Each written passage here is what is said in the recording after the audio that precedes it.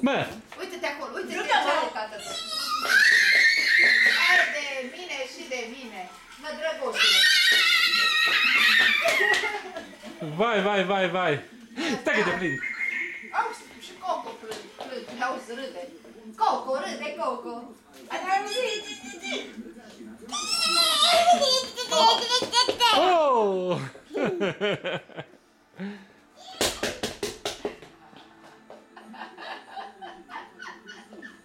Ce-a făcut? Mă! Azi bine, nu râde prea mult, că râde. Aia era joia. Oh! A zis că nu se uită și... Încet!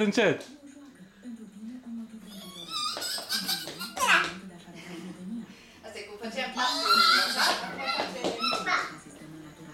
Da! Nu te doare gând, mă!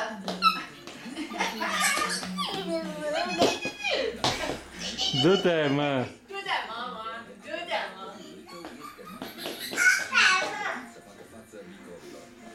Du-te, mă! Actime! Vrei mai mare? De la bei actime! Du-te, mă! Du-te,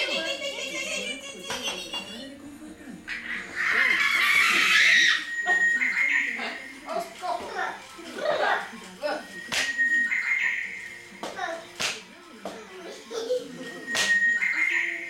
Du-te, mă! Du-te, mă!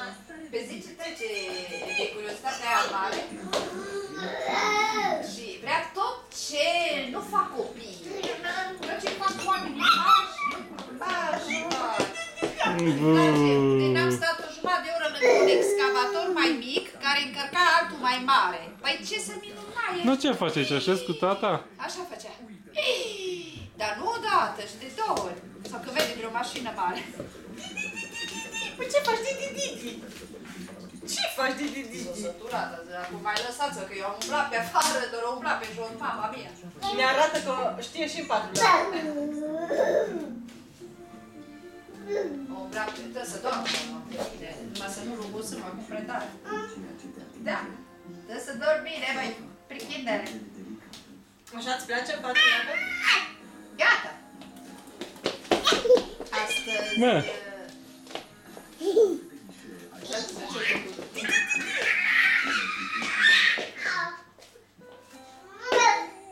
Mai, băiete, mai. Mai, băiete, mai.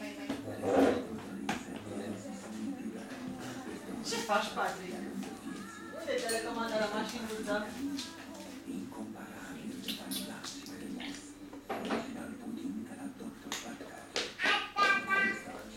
Alta? Unde-i?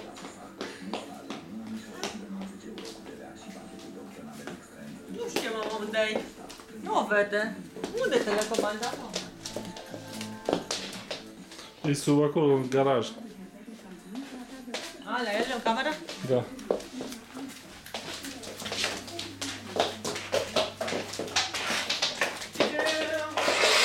Wow, uite, ia uite mașinuța. Ia uite. Ia fă un să și să vină știe. Ia. Să-mi iau medicamente. Apasă! Cum merge?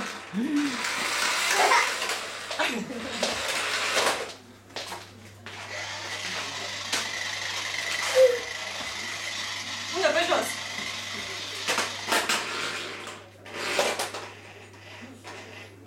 Apasă pe cealaltă, mama. Apasă, vine, că vine mașinuța pe tine. Cum facem noi? Eh?